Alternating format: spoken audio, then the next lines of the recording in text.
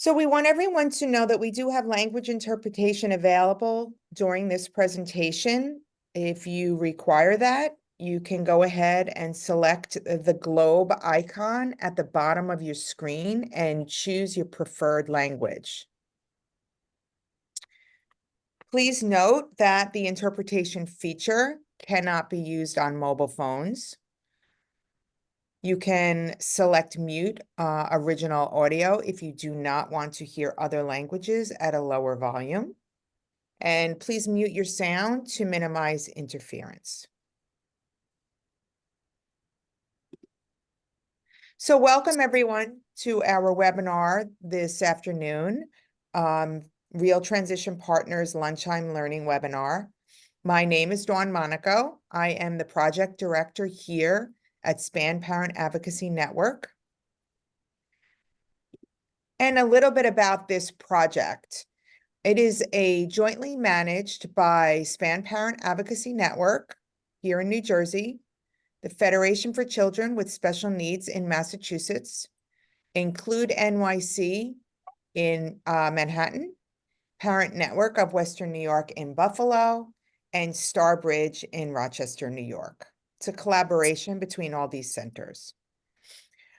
Real Transition Partners provides information, training, and technical assistance and support to parent centers, youth and young adults with disabilities, and their families and professionals.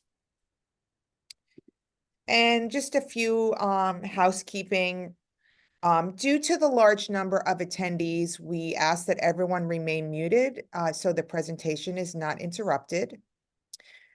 There will be a time at the end for questions and answers. And at that time, if you want to put it in your chat, you can do so. I will be monitoring that.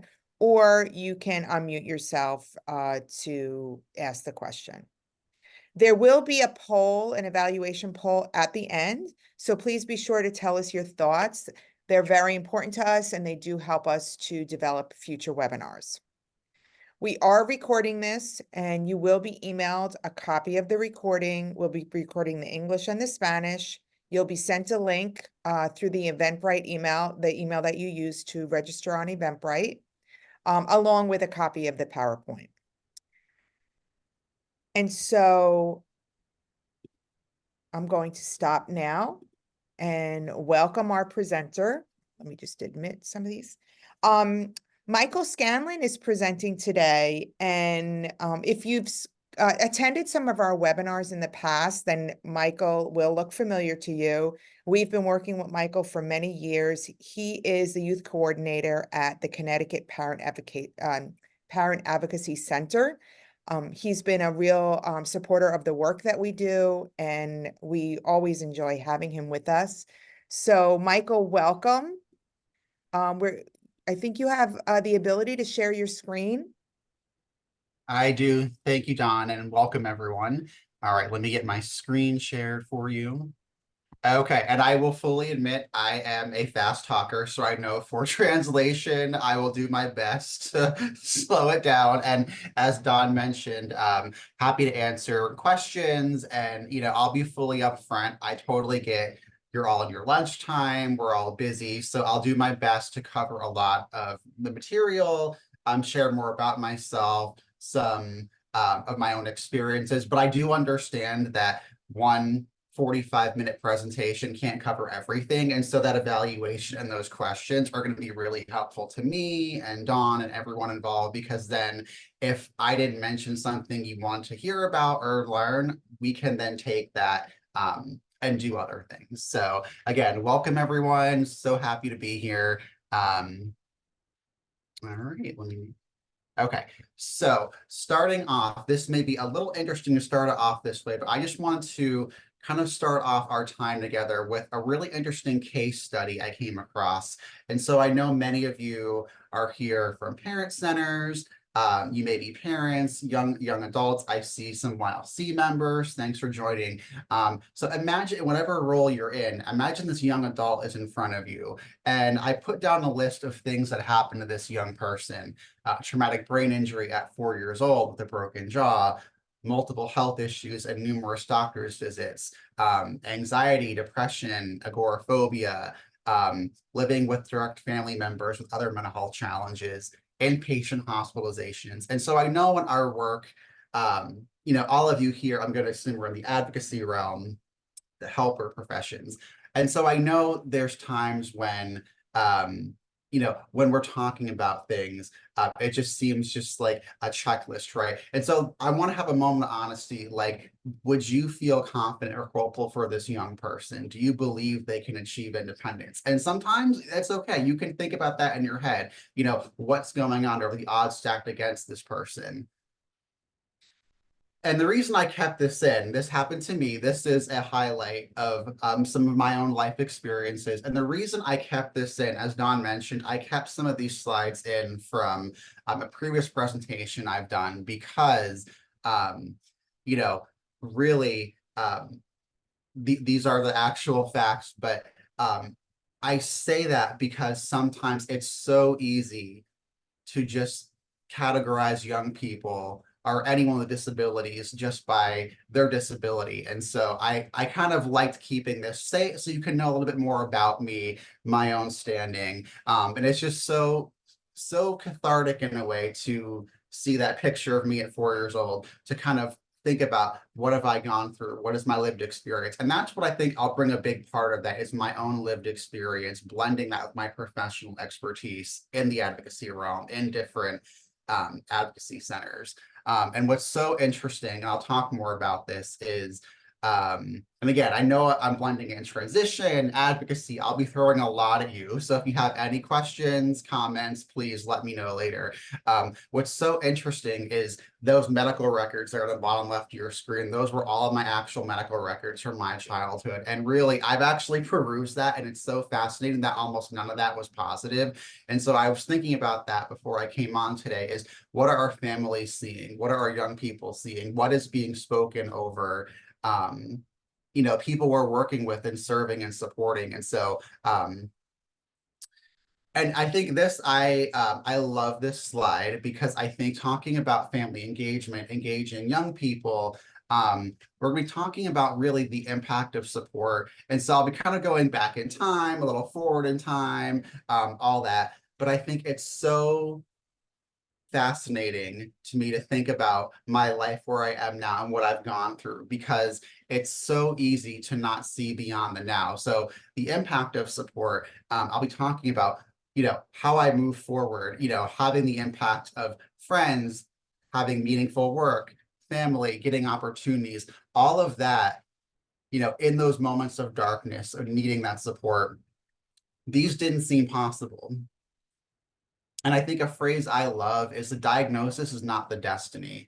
And I kind of want to sit with that for a moment because I've talked to so many young people, so many families, and it's, I think we all have those experiences of, will I be able to move past this? What does this mean for me? What does this mean for whether it's your child? What does this mean for your partner? What does this mean for someone you're serving? And so I think that is something I can at least offer for us all today, is that the diagnosis is not the destiny. And I also want to acknowledge that I know some people who really don't lean into the diagnosis, and that's perfectly fine. I have some people I know who prefer to draw strength or diagnosis and really honor that and say, this is who I am, this is what I need. So I fully respect this is a complex thing to discuss. And so I'm not saying there's a right or wrong way to go about that.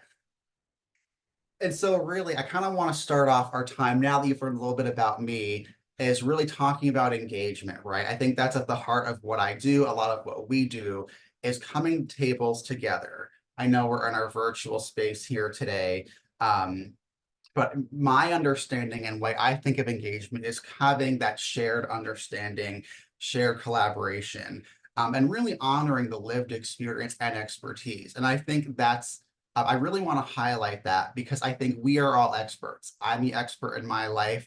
I know you are all the experts in your life, and our families, we support experts in their own lives and what they want.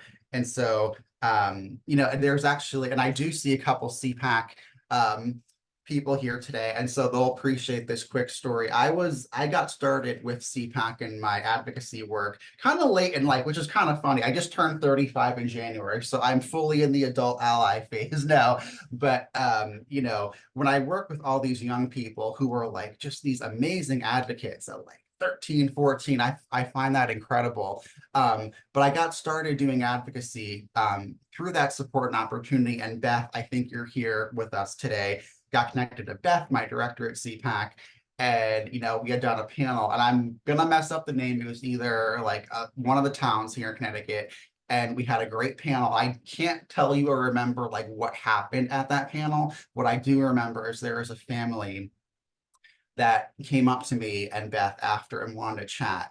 And I think we talked for at least 30, 40 minutes privately after people had left for the event. And they really wanted to learn more about and just have an honest conversation, right? Hey, they were here with their son, you know, wanted to hear about I wanted to hear about his hopes, his dreams. What is he looking forward to? And even what is he afraid of? What's not working? And I think there is something so powerful about that honest conversation and that but between life, right? I think sometimes I know now in 2024 the world seems so fast and frenetic, and I feel like so many of us are running from meeting to meeting to task. And so I kind of, as I was getting ready to talk with you all today, I was thinking about that. What would have happened if I had to run right after the panel, if I didn't spend that time? And I'm not saying that's a right or wrong thing, but I think it was a fascinating learning moment for me, that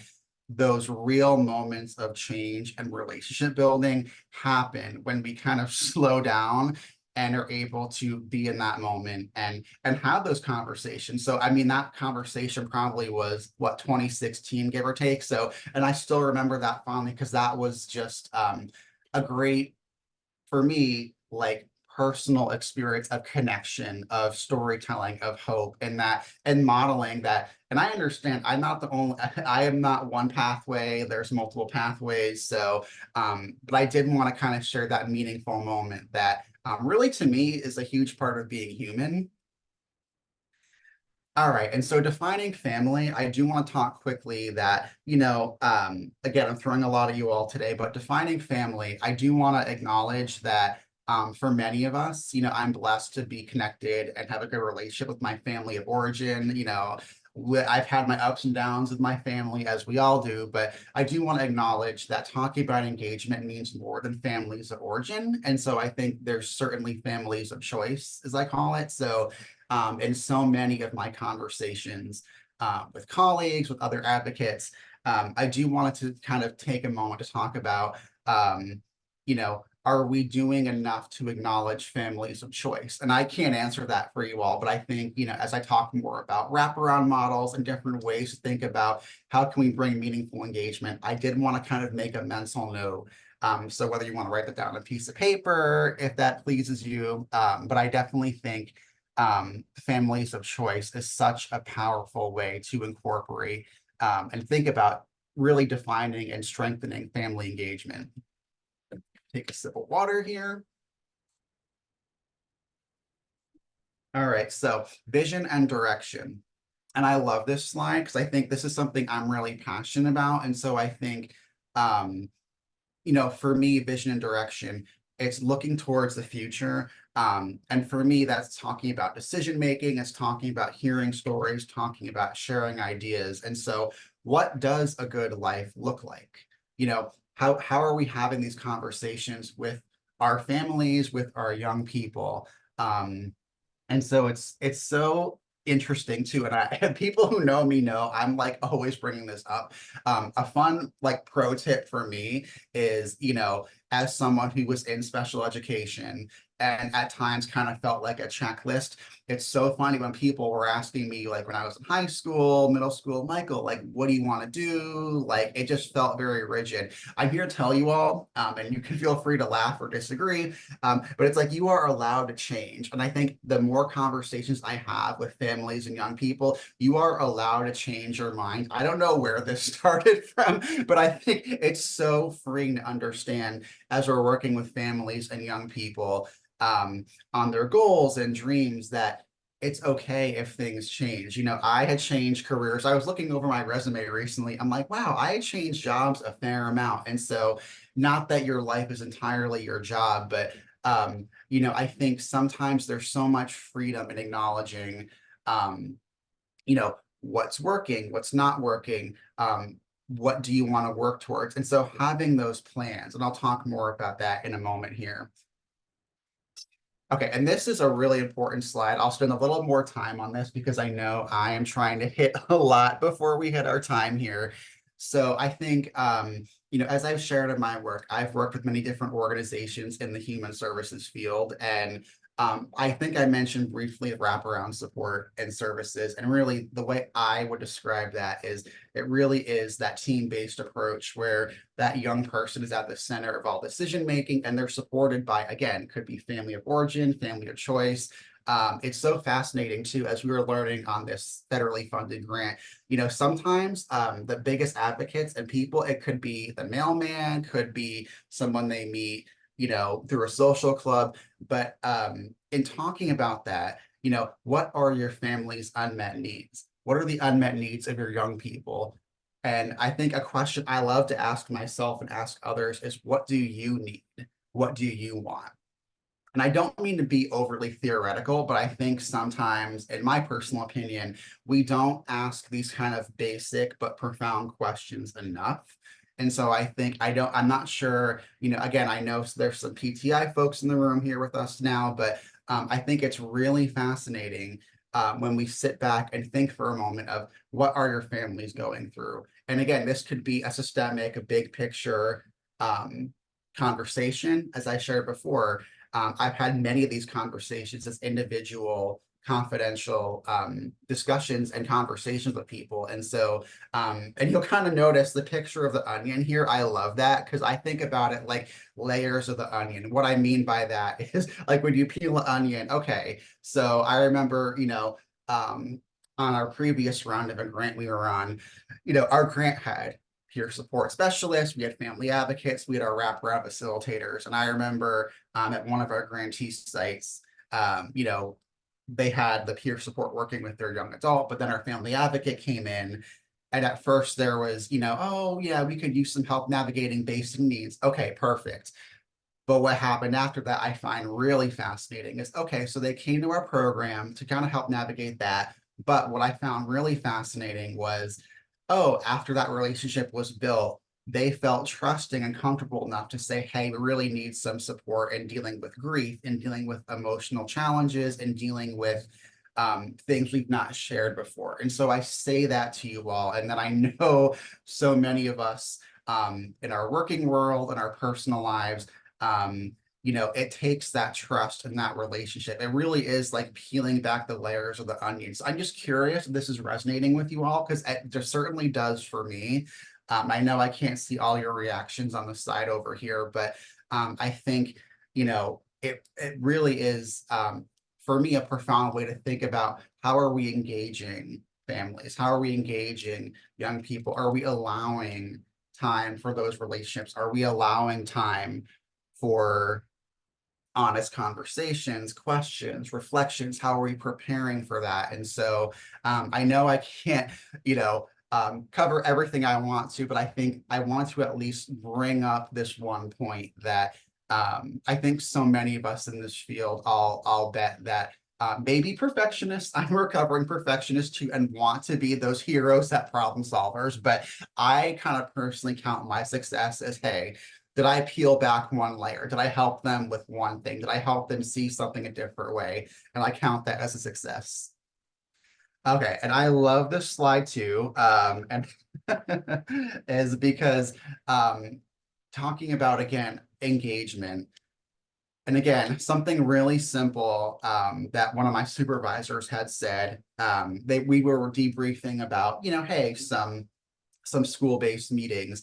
And they were sharing a story how they were with one young person in a meeting. And of course, this is going to surprise no one. Some people were talking over the young person, talking about the young person, not with them, not and really not acknowledging their presence. And so again, this was like what, 7 years ago. I remember this conversation debrief happening. And what stopped, what changed the tone in that room, what made this an effective meeting and conversation. And that was with our wraparound facilitator on this grant saying, going to the young person, what are you willing to try? And I think that sounds really simple, as someone who sometimes likes to sometimes my brain's like, Michael, that's way too simple. I need to figure out this earth shattering, complex way. But sometimes I kind of get the feeling that our young people and our families are just looking for that honest acknowledgement, like looking them in the eyes and seeing what's going on, what are you willing to try? And going from there and doing with, not for.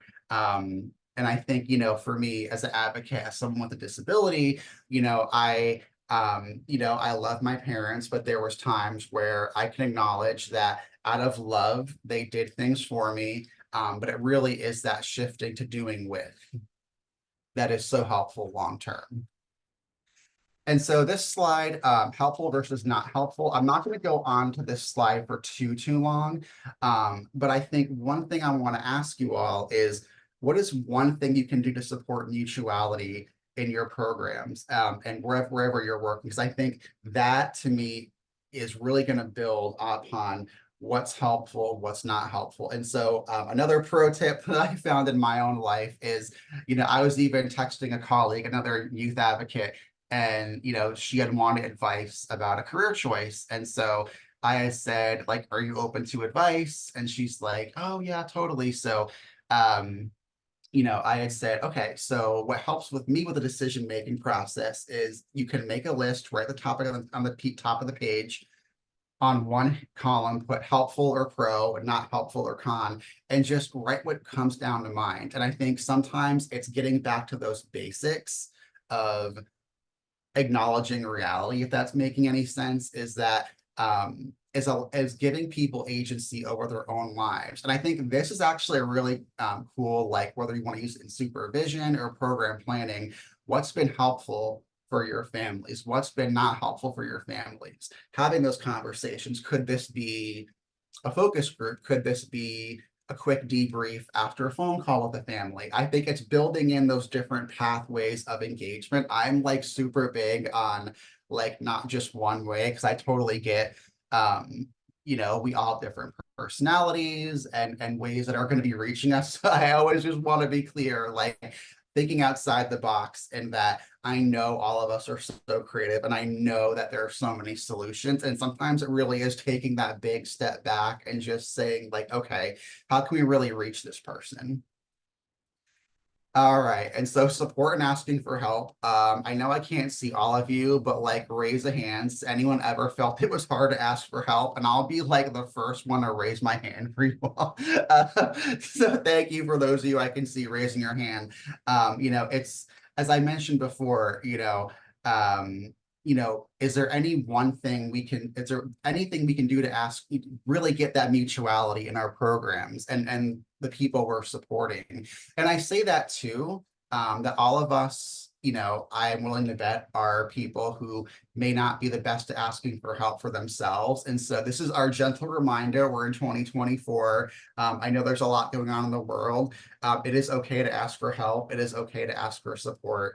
And again, that can look like many different things. Like I've said, it could be having those informal conversations. It could be, there's employee assistance programs. There's so many different pathways to getting support. And there's something magical when there's this mutuality that I've mentioned before. And that's kind of at the heart of, my peer support work, is there's no power imbalance. I think sometimes I felt like when I was asking for help, it kind of brought back some big feelings of, oh, things being done for me, feeling helpless. And so it's reclaiming that power of how can we help our young people and families understand, and reclaiming their power and asking for help in a way that doesn't take away their own agency and decision-making power and authority over their own life. All right, so this slide, adversity and advocacy. This slide, I wanted to kind of share a couple interesting stories. As I shared, I had a traumatic brain injury when I was 4 years old, and and talking about families, family of choice, family of origin. My aunt, my mother's oldest sister, is like a second mother to me. And I remember talking to her a couple weeks ago, and it's so we were just talking about again one of those honest conversations about life and just checking in.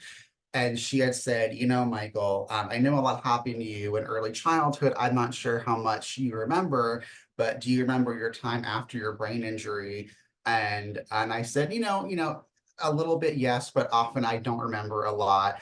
And she had said, I was at the Ronald McDonald House in New Haven at the time, recovering from my TBI, and also at Yale Hospital for a few months.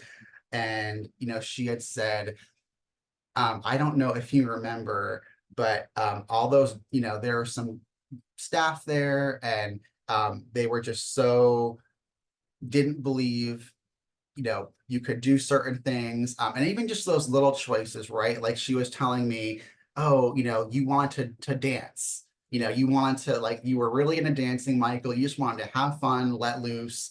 Um, and just find that joy and reclaim that, and they wouldn't let you. It wasn't in their program, it wasn't part of their schedule. And she's like, you know what I did? I like marched right over to that director and I said, you will let Michael dance, he needs this, how dare you stop him? And so I'm laughing, and it's kind of, these are certain things I've never shared before in presentations, but it's so meaningful to think like, okay, I've talked a little bit about maybe some gentler approaches. I've talked about supportive conversations. I've talked about reflection. I've talked about preparation, but now we're kind of getting into, okay, there's going to be times in our lives, in our personal lives, in our work that I understand gentle approach does not work. You need to kind of um, take up the sword, so to speak. And so I find I was kind of tearing up along the phone call because wow, like what a great moment of advocacy my aunt had for me. And that was so different than doing for someone. That was such a gift to like hear her say that because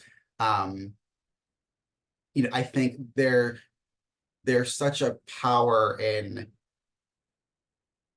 using your voice and being okay with speaking out truth into a room. And so I just want to kind of mention, I know that there's so many different styles of advocacy. And I'm just curious, something I was thinking about before I came on today was, what is the cost of not saying something? What is this costing this family if I don't say something? What is it costing this young person if I don't say something? So it's really a fascinating thing. I'm thinking about this all with you right now too, is what is my silence costing me? And so I think that's kind of, I'll have to think about that more, later on today too. It's kind of hitting me right now as I'm talking about it, but, I think it's kind of both the everyday, but also the big picture. All right. And so those of you who know me know I had to include this slide, letting go. I think I could do a whole conversation on letting go. I know there's a lot of people I know in the room, and we've had many fun and emotional chats on letting go. And I think what's so interesting about letting go is, for me, and I acknowledge I'm not a parent, I have cats, so I am the crazy cat dude, I lovingly call myself. I have three of them. One's sleeping over off camera, you can't see him. So I understand, acknowledge I don't have, lived experience as a parent, but I want to kind of talk with you all that, letting go, for me, honestly means kind of grieving in a sense, if that makes sense. Like sometimes for me, letting go is, it could be letting go of a dream, letting go of an expectation, could be letting go of maybe people in your lives. So I think letting go is a really important topic. And I know that letting go, I think most of us think, oh, letting go, my child's aging, getting older. I know I've had many conversations with my parents, and I actually had one with my mom a couple months ago where she honestly said, Michael, um I'm having a hard time right now just because um I don't know where I fit in your life. And I thought that was really brave for her to say that, because she was like my biggest advocate as a young child. She was there tirelessly, through, all of my, the support I needed from birth through, honestly, I needed her support honestly through like getting even through high school. So most of it, so she really spent half of my life being my biggest advocate. And so I think it's such an important talk about that there's different stages of life. And I say that for myself, I'm an ally for young people now. And I joke about that in my circles and meetings. And they're like, Michael, you're so old. I said, I know, I'm 35. I'm not a young adult anymore. So there's different stages of letting go. So I think I want to kind of talk with you all in that is there what can we gain from letting go? And I could mean that personally, I could mean that in a work way. I think there's sometimes this gift and this freedom of letting go, and finding the support to navigate that. And I know this is way easier said than done. Like I don't want to drop the bomb. Oh, Michael said let go, it must be so easy. I know it's not. So I know, but this is kind of maybe a conversation starter that I know a lot of my personal growth happened because there was that plan, that conversation, those maybe many stages of grieving and just, the unfolding process of my life, of my parents' life. And so I'm just curious, what have you all been hearing from your families, from your young people? How has that been for them? Because I'm willing to bet there may be a lot of similarities. And so I'm happy to answer more on that maybe in the Q&A if there are any questions on that.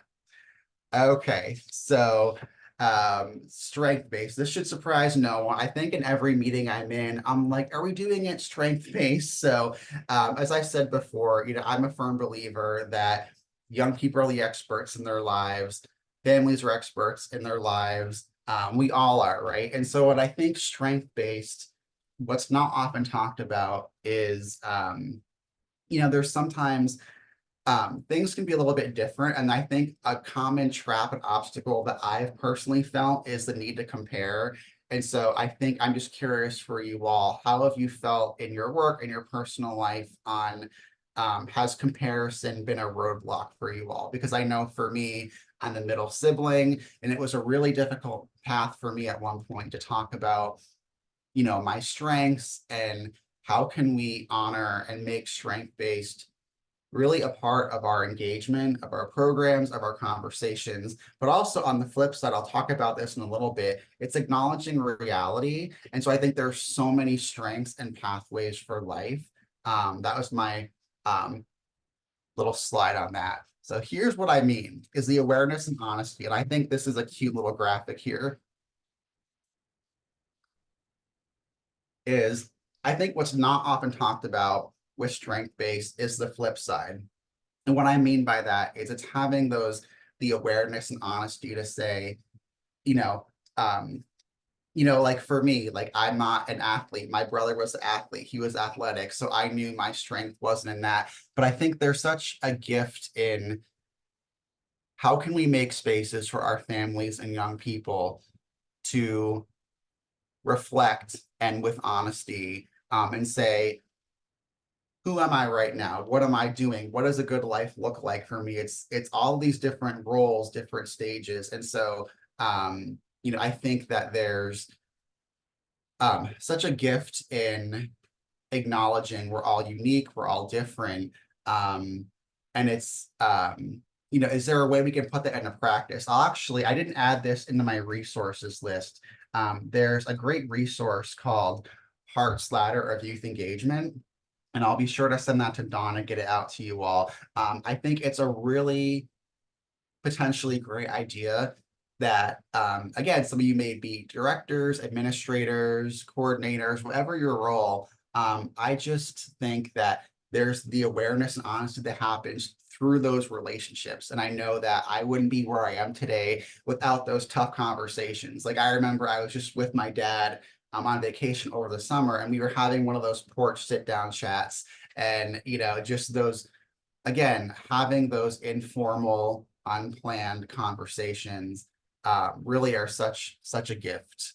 And I think one of my last slides, and I'm checking on the time for you all. Okay, I think I'm right on time. Failing You're good, Forward. Michael. You're If I good. ever write a book, I will totally call it Failing Forward. I think what I kind of want to leave you all with is, I know I've thrown a lot of you today really kind of rapidly. And I'll be fully honest, like I've tried to fit so much for you all today. I know that I may leave you all with some questions, some considerations, maybe some ideas for future presentations. The reason I kind of made it so broad is I know I can't speak for all families. I know I can't speak for all young people. I can speak for myself. I can speak for my expertise, my lived experience. But what I think really my guiding principle is treating life as a lifetime of learning. And so I think this is again easier said than done. But how are we building those opportunities for our families to fail forward? How are we building those opportunities for our young people to fail forward? And what I mean by that is it's taking away the shame of when things don't go a certain way. I think, I've been thinking a lot about that lately is how much like suffering did I go through in putting so much pressure on having things go a certain way. It could be as simple as like I remember early on in my advocacy career, I had one of my first public speaking experiences, and I was so nervous as I get every time before I speak. And I had got up to the podium. I probably got out one less than one sentence and totally froze. And someone else finished up for me. And so it's so interesting. How are we both treating these moments? How are we supporting others in having those moments of grace and choice? And that, one of my biggest fears, if you would ask me, Michael, like, what is your biggest fear? Oh, it's failing. And so I think before that speaking engagement, I had these ruminating thoughts. Oh, if I mess up, I'll be laughed at, I'll be shamed, just whatever, right? And so it's so interesting how none of that happened. I had amazing support. And it's because I kept getting those opportunities, I was able to build and grow and do more speaking. And I'll be fully honest with you, I didn't sleep that great last night. I don't feel like I'm giving you all like my A+ for today, but I'm moving forward. And I think it's having those honest conversations. It's having those authentic moments where how are we giving those other people those chances to grow and fail. And I think, a lot of my colleagues and myself, I've honestly felt like when it comes to my disability, you know, I felt at times I kept coming back to my disability. Oh, like if I messed up at something, oh, it's because of my disability, and I was being written off, and kind of I had felt that way. So I think there's such a gift in for all of us, right? Personally, professionally, how can we embrace failing forward and treating life as just learning experiences? So I'll kind of leave you with how will you learn from your life experiences? And this is like one of my favorite, this is my last slide for you all. So this is on the left, me at 7 or 8 with my dad. And I'm sorry, I apologize to my brother who's cropped out of there. But as we think about why we do this work, right? It's for our young people, our families. And so it's so as I've shared with you all in learning, I'm more than what I've been through. I'm more than my disability. And I know, your families are more than they've been through. They're more than what they're going through. Our young people are more than they've been going through. So it's so interesting as I, was thinking about our time together today and like, what's the why? And so the picture on the right was taken just this past summer. And so I love that. This is a span of what? 25-ish years of, me and my dad, and just how, um, you know, tough times, tough conversations, lots of loving conversations, but it really is those relationships. It's keeping in mind all that I've discussed. And again, this is not an exhaustive presentation, and I totally get that and acknowledge that. But I'm hopeful and hoping that our time together at least maybe opened up some consideration, some new ways of thinking about things, some ideas. I think I'm big on collaboration. So if there's anything I've talked about that sparked an idea to collaborate on a project, it could be as simple, maybe a media campaign, videos, newsletters. I think, it's energizing to think about like, how can we see beyond where someone is now? And I think that's so difficult, again, in the day-to-day minutia of the world. And so I will stop sharing on that. Oh, quickly, I do have a couple resources. So I fully acknowledge I kind of went into more theory and experience today. For our time together, I did really find some good resources on engagement, and really some more practical how-tos too, like how to hold really effective meetings. And I mean, I could talk about that too, but I'm aware of time. So I'm hopeful that these resources listed here are a good additional boost for, I think, taking and acknowledging lived experience and expertise and all of those behind the scenes theory and blending it with some effective how-tos. And I am totally open for any questions now, and I will totally stop sharing. Thank you, Michael. So we can take questions now. It's Mike, now you could see why I just love when Michael comes and presents for us, because, we do all this work to try to help youth and young adults. Um, but there's nothing like hearing from someone who's actually lived this. So I hope that great comments in the chat, Michael, everyone thanking you. So you could take a look at those. I'm gonna put up a poll, but we're gonna do Q&A, but I want to just make sure the poll goes up and you all answer it. But please, if you need to unmute yourself, you can do so, or you can put a question in the chat and we can read the question out loud for Michael. So whatever you want to do.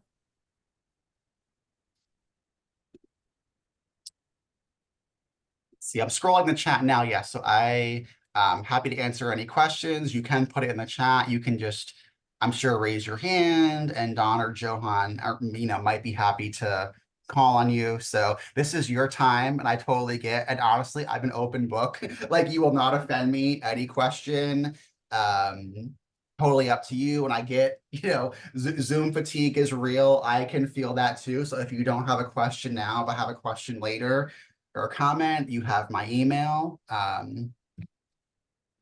Yes, and I will get that resource that Michael mentioned. I probably have it from another webinar that Michael did, because he does recommend that resource a lot, the Hearts Ladder. So I will get that and include that with a copy of the PowerPoint. We will email that out to you along with links to both the English and the Spanish recordings.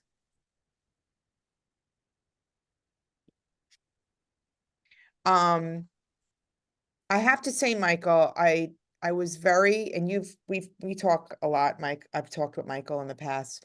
The comment you made about your mom and what she said to you, that she doesn't know where she fits into your life, I thought um that was really honest, and really the fact that she asked you that, I thought was wonderful.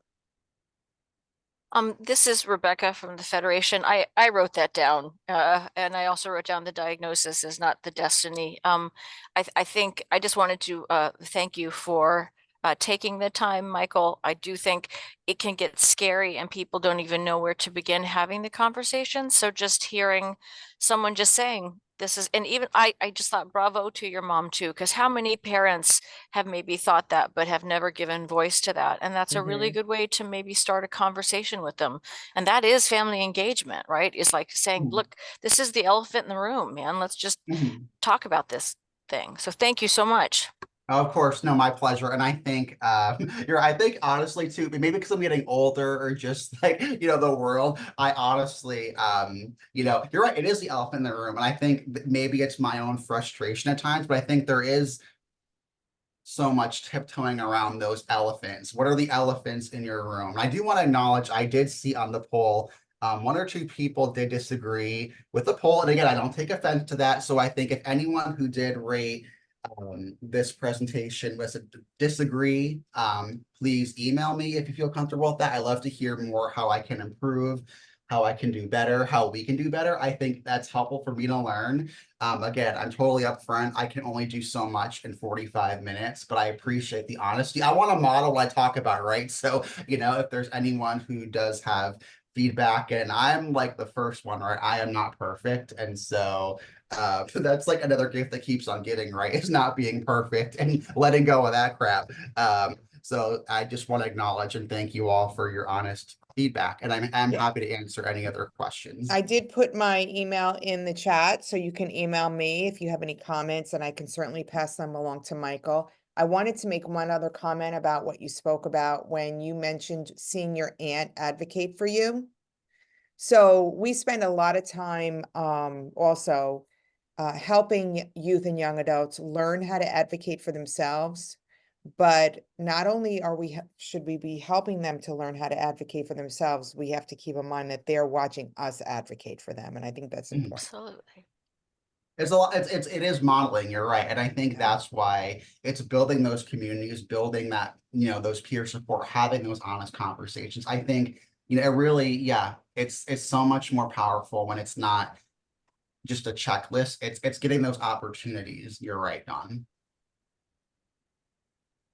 So, a lot of agreements in the chat. The students' strengths and voice are so important. I'm currently at the emergency room. Oh my goodness, I'm so sorry. My 14-year-old, for safety, and how do I let her advocate for herself? Yeah, so I did mention also in the chat that part of what's difficult for some of us to let go is because we're afraid.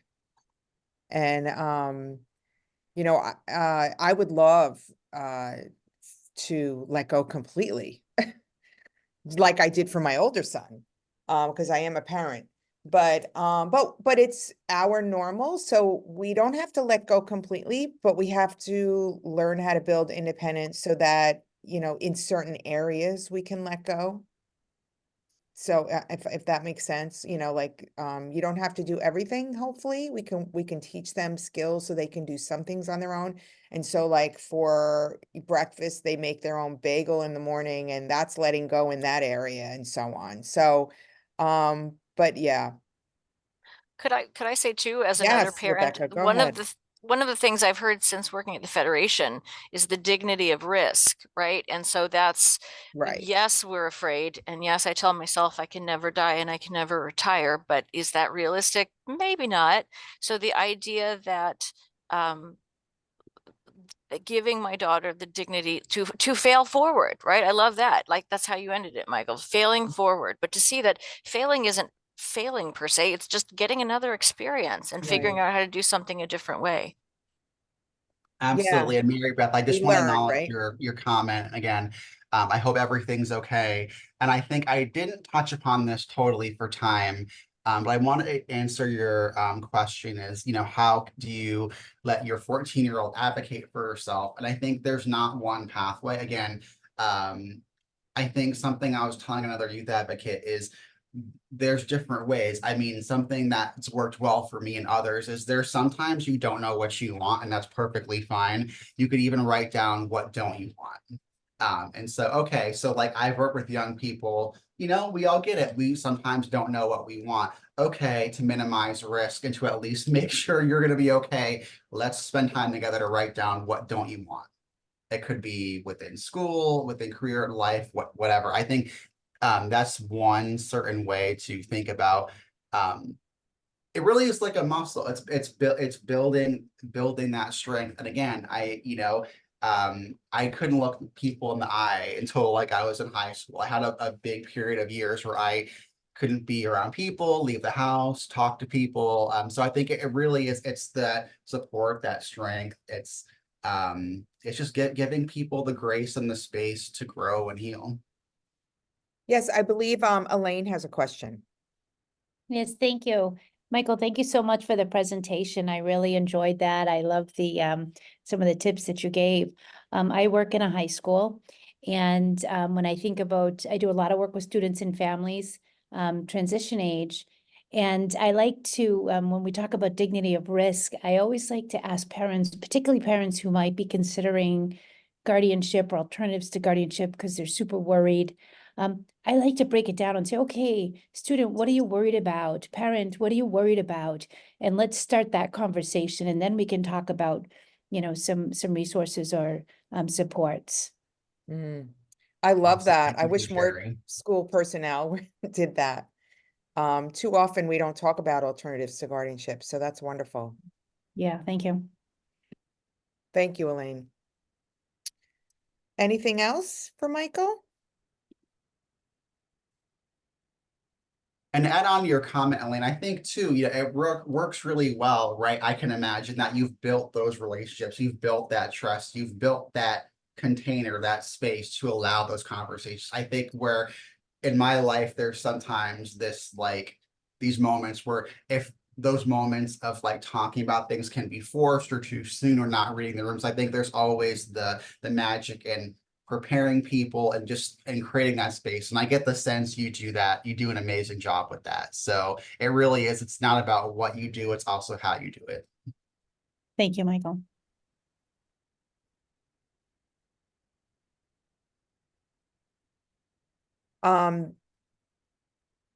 Melinda put a comment in saying that parents let go of the plans they first had for their child, and as adults, our students have to let go of the way life has always been for them, the comfort of home and being advocated for often.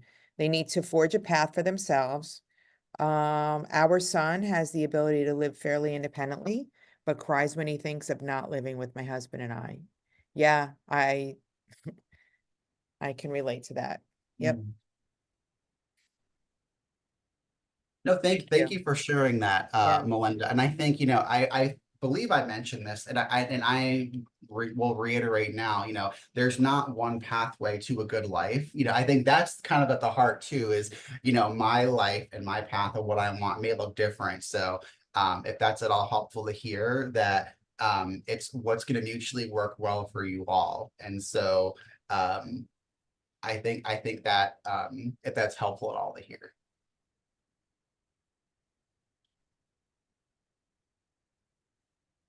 Okay, so I want to thank everyone for joining us, and thank you to Michael once again. Always wonderful when he joins us.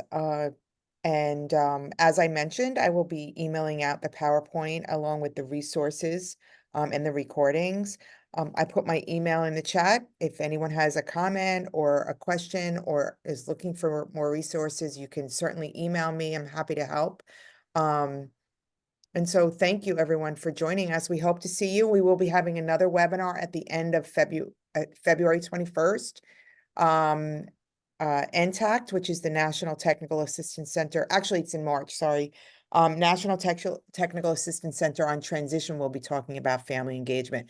Now that you've registered, I have your email, so you'll be hearing from me. I will send that registration link and information out through that email, so you get that as well. So thank you, everyone. It's wonderful to see so many people on. I appreciate it.